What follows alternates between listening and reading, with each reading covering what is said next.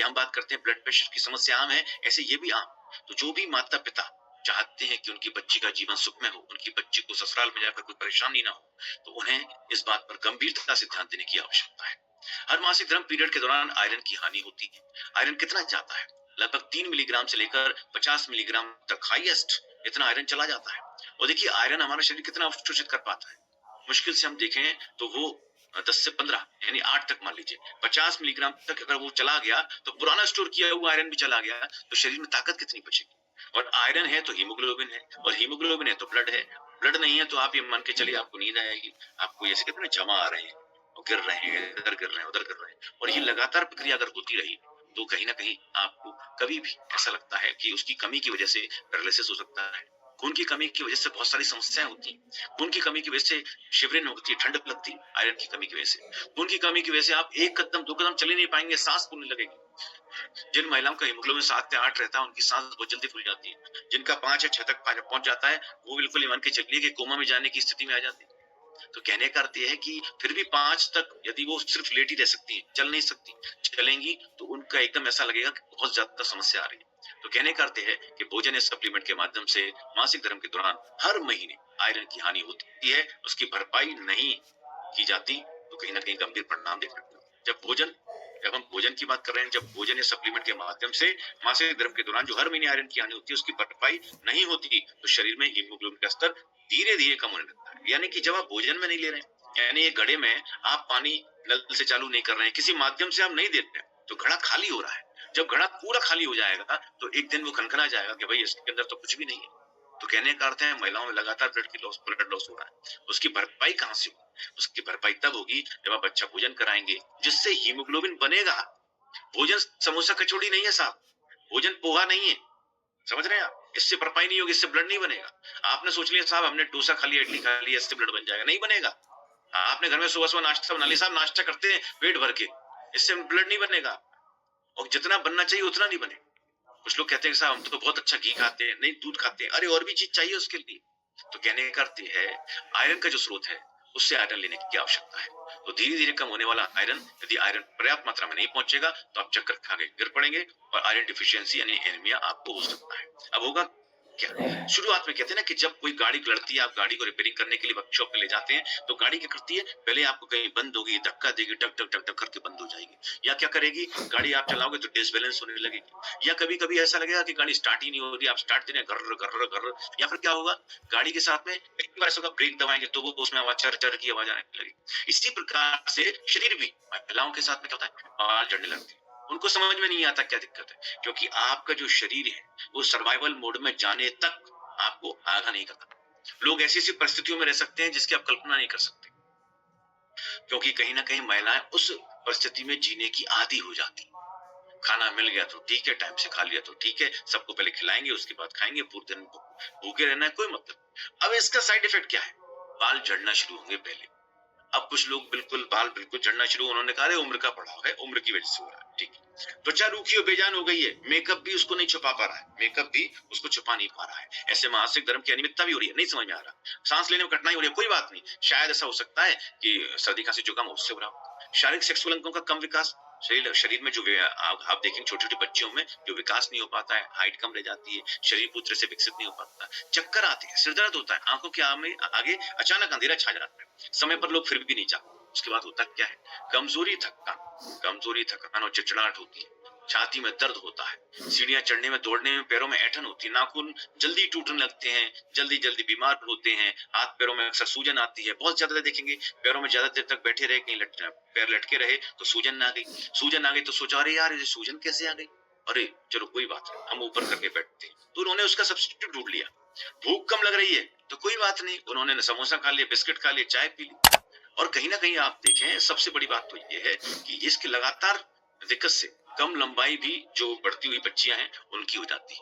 विदेशों में इस पर बहुत ध्यान दिया जाता है, पोषण पर ध्यान दिया जाता है, उनकी अमूमन हाइट ज्यादा रहती है, लेकिन पुरुष यहाँ भारत में सबसे कम हाइट महिलाओं की होती है अन्य देशों के मुकाबले। भ्रूण विकास में देरी होती है, आने वाले समय में बच्चे को जन्म देने वाली, ऐसे में उस बच्चे पर भी असर पड़ता है। प्री एक्लेम्पिया भी हो जाता है, यानी उच्च रक्तचाप और मूत्र में अधिक प्रोटीन की कारण गर्भावस्था के दौरान जटिलता, यानी जो बच्चा पैदा होने वाला है उसका वजन कम होगा, प्रीमेच्योर बेबी हो सकता है, जन्म से पहले हो सकता है, माँ को थकान और कमजोरी होगी तो बच्चे के अंदर पोषण नहीं जाएगा, बच्चे की सांस रुक सकती है, बच्चे का हृदय कमजोर हो सकता है, बच्चे की आंखों का विकास नहीं हो सकता। आपने कई बार देखा होगा बच्चों के दो हाथ ऐसे जुड़े हुए आते हैं, या उनका ब्रेन जो है, ब्रेन का डेवलपमेंट नहीं हो पाता जब माँ को पोषण नहीं मिल पाता है। तो कहने का अर्थ क्या है? कहने का अर्थ है कि भ्रूण को जब ऑक्सीजन नहीं मिलेगी, प्रॉपर तरीके से हीमोग्लोबिन नहीं बन पाएगा, तो क्या होगा? अत्यधिक रक्तस्राव की वजह से संक्रमण का खतरा भी बन सकता है। अब क्या है सॉल्यूशन? क्या है सॉल्यूशन? है सीड्स, यानी प्रॉपर सोना है, टाइम से खाना है, टाइम से सोना है। नींद आपके हार्मोन्स को रिलीज करती है, नींद को आप स्टोर नहीं कर सकते। वहीं आप व्यायाम करें तो व्यायाम की एक्सरसाइज प्रतिदिन आप करनी है। वहीं आप यहाँ पर देखिए व्यायाम आपके लिए प्रतिदिन के लिए आवश्यक है। और वहीं आप ये देखिए डाइट, अब आप बात करते हैं डाइट की, तो डाइट क्यों आवश्यक है? डाइट भी आपके शरीर के लिए बहुत आवश्यक है, डाइट भी आपके लिए बहुत उपयोगी है। और कहते हैं ना कि यदि आप प्रॉपर डाइट लेंगे तो कहीं ना कहीं आपका शरीर ताकतवर भी बनेगा। तो सप्लीमेंट लेने की भी आवश्यकता है। और सबसे महत्वपूर्ण क्या है? नींद आपको 7 से 8 घंटे की नींद आपको प्रतिदिन लेनी है। हर दिन आपको 8 घंटे की, 7 से 8 घंटे की, लगभग 6 घंटे की नींद तो लेंगे। और जब आप बहुत ज्यादा भरे पेट बिस्तर पर ना सोएं, क्योंकि सोने से कम 2.5 घंटे पहले या 3 घंटे पहले भोजन कर लें, क्योंकि अपच होगी, गैस बनेगी, एसिडिटी बनेगी, आपकी नींद टूटेगी, आप ज्यादा पानी पी लेंगे, यूरिन करने जाएंगे, नींद का एक फ्लो होता है, एक पैटर्न होता है, वो टूटता है। तो दिनचर्या में शारीरिक गतिविधियां शामिल करें। ब्लड आपका जम जाता है और ऐसे में ब्लड का सर्कुलेशन नहीं होगा, ऑक्सीजन नहीं पहुंचेगी। धूप का सेवन करें, व्यायाम करें, धूप का सेवन करें। धूप का सेवन से विटामिन डी मिलता है। विटामिन B12 की कमी से, विटामिन डी की कमी से पैरालाइज हो रहे हैं लोग। तो आजकल विटामिन डी हम टैबलेट के माध्यम से तो ले सकते हैं, लेकिन कहीं ना कहीं हम पाएंगे कि हम विटामिन डी का सेवन बहुत कम कर पा रहे हैं। विटामिन डी हमें ना के बराबर मिल रहा है।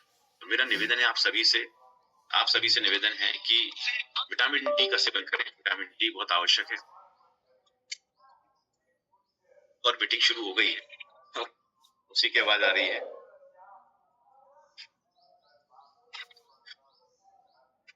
चलिए, तो कहने का अर्थ है 15 मिनट तक कपालभाति प्राणायाम करेंगे। रोजाना 100 बार से ज्यादा करने पर प्राणायाम रक्त को बेहतर बनाने में मदद करता है। इसको जरा उधर रखना बेटा।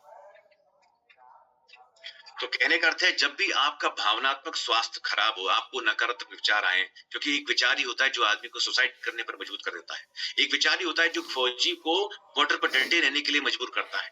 एक विचार ही होता है जो अपनी एक माँ अपने बच्चे का ख्याल रखती है जबकि वो बच्चे उसका साथ दे ना दे। एक विचार ही होता है जो माँ बाप अपने बच्चों का पालन पोषण करते हैं। एक विचार ही होता है जो एक गंदा व्यक्ति, एक ऐसा विवश व्यक्ति जो 6 महीने की बच्ची के साथ गलत करता है। तो विचार लोगों को महान बनाते हैं, विचार लोगों को गिराते हैं, और विचार ही आपको हार्ट अटैक करा सकते हैं, विचार ही आपको पैरालाइज करा सकते हैं। आपका बीपी सडन बढ़ सकता है, 180 तक जा सकता है, स्वस्थ व्यक्ति का भी। तो विचार सकारात्मक रखें, अच्छा सोचें, पुरानी तस्वीरें देखें जो आपकी यादगार को बेहतर बनाए, अच्छा कुछ भी सीखें जो आपको समय दे पाए, अपने आप को समय दें। और सबसे महत्वपूर्ण क्या है? खाने पर विशेष ध्यान दें। आप मौसमी फलों को खाएं, खट्टे फलों को ज्यादातर सेवन ना करें। ऐसे में ऐसे जूसों को पिएं जो आपके शरीर के लिए जरूरी है। पालक, चुकंदर, गाजर, भिगोए हुए बीज और अंकुरित बीज खाएं। सुबह के नाश्ते में PBMF को जरूर शामिल करें। दोपहर रात के समय एक गुड़ खाएं जिससे पाचन अच्छा हो। नींबू के रस का सेवन करें, विटामिन सी आपको मिलता है। दाल, सूप और सलाद और जूस का प्रयोग करें। वहीं आप देखें आहार जो है वो आपका चुकंदर, गाजर, तुरई, टिंडा, यानी आहार में रोटी अकेले नहीं होना चाहिए। आपका 25% फ्रूट होना चाहिए, 25% सब्जी होना चाहिए और 25% अनाज होना चाहिए। तो कहने का अर्थ है पूरा फोकस भोजन पर नहीं देना है। 6 घंटे भोजन नहीं, 6 बार भोजन नहीं करना है, 2-3 बार से ज्यादा भोजन नहीं करना है। तो एनीमी की स्थिति में घी बहुत लाभदायक है। इसे दाल और सब्जियों खिचड़ी में कच्चा इस्तेमाल करें। तो बहुत बहुत शुक्रिया। अब आप देखिए यहाँ पर आहार में चाय कॉफी का परहेज ना करें। पोषक तत्व फोलेट, विटामिन B12, कॉपर, तमाम तरह के पोषक तत्व हैं जिनके बारे में मैं बताना चाहूंगा, आपके शरीर के लिए आवश्यक है। आयरन महिलाओं के लिए सबसे महत्वपूर्ण है। इसकी भरपाई कोई और पोषक तत्व नहीं कर सकता, इसको लेना ही पड़ेगा जो न्यूट्रीचार्ज वुमन में दिया गया है। फोलेट आपके शरीर के लिए बहुत आवश्यक है, आपकी RBC यानी लाल रक्त कणिकाओं को बनाता है। विटामिन B12 पोषक तत्वों के अवशोषण के लिए आवश्यक है। विटामिन B12 की कमी से पैरालाइज भी हो सकता है, लकवा हो सकता है। लगभग 95% लोगों में विटामिन B12 की कमी है। विटामिन B12 हम लेते हैं और यूरिन के माध्यम से प्रतिदिन हमारे शरीर में से निकल जाता है। कॉपर की बहुत आवश्यकता है हमारे शरीर में। विटामिन A की आंखों को तेज बनाने के लिए, रतौंधी से दूर रखने के लिए विटामिन A की आवश्यकता है। प्रोटीन हमारी मांसपेशियों को मजबूत बनाता है, एसेंशियल फैटी एसिड है। Omega 3 essential fatty acid, omega 3 लेना जरूरी है। और प्रोटीन जो है वो हमारी मसल्स के लिए बिल्डिंग ब्लॉक्स की तरह काम करता है। विटामिन सी आप देखिए आयरन के बेहतर अवशोषण में मदद करता है। मैग्नीशियम की कमी से नींद भी आना बंद हो जाती है कभी कभी लोगों को, तो मैग्नीशियम आयरन के मेटाबॉलिज्म में मदद करता है। वही ओमेगा 3 जैसा कि मैंने आपको बताया था आपकी कोशिकाओं को फ्लेक्सिबल बनाता है। तो न्यूट्रीचार्ज वुमेन इन सभी का एक सबसे महत्वपूर्ण सॉल्यूशन है। यदि किसी को एनीमिया है, गंभीर एनीमिया है, ऐसे में न्यूट्रीचार्ज वुमेन का 90 दिनों तक सेवन करें, आपको बहुत अच्छे रिजल्ट देखने को मिलेंगे। महिलाओं में इसका क्लिनिकल प्रूवन सप्लीमेंट है ये न्यूट्रीचार्ज वुमेन। इसकी एक गोली प्रतिदिन आपको सुबह के नाश्ते के बाद लेनी है और न्यूट्रीचार्ज वेज ओमेगा उसके साथ में लेना है। ये आपके हार्ट हेल्थ को भी ठीक करता है। 31 तरह के फायदे। कौन कौन से फायदे हैं? आपके त्वचा को ठीक करता है, बालों को ठीक करता है, आपकी हड्डियों को ठीक करता है, आपकी किडनी को ठीक करता है, आपके लिवर को ठीक करता है, आपके हार्ट को ठीक करता है, आपके ब्रेन की सेल्स को, तंत्र को ठीक करता है, न्यूरल सिस्टम को ठीक करता है। न्यूट्रीचार्ज वेज ओमेगा के बहुत सारे फायदे। और दूसरा क्या, हेल्थ गार्ड ऑयल। प्रतिदिन आप जो भोजन करते हैं उसमें तेल का उपयोग करें तो हेल्थ गार्ड ऑयल का उपयोग करें, इसमें सबसे कम वसा होता है। वहीं आप कोई भी प्रोटीन का सप्लीमेंट उपयोग कर सकते हैं अपनी टेस्ट के आधार पर। न्यूट्रीचार्ज कोकोआ प्रोटाइड या न्यूट्रीचार्ज स्ट्रॉबेरी प्रोटाइड या फिर न्यूट्रीचार्ज केसर पिस्ता प्रोटाइड। ठीक है, न्यूट्रीचार्ज वुमेन के सेवन से पहले हीमोग्लोबिन के स्तर में जो सुधार आया है उसके आप चर्चा कर सकते हैं, बात कर सकते हैं। आज के लिए साथियों बस इतना ही चाहूंगा।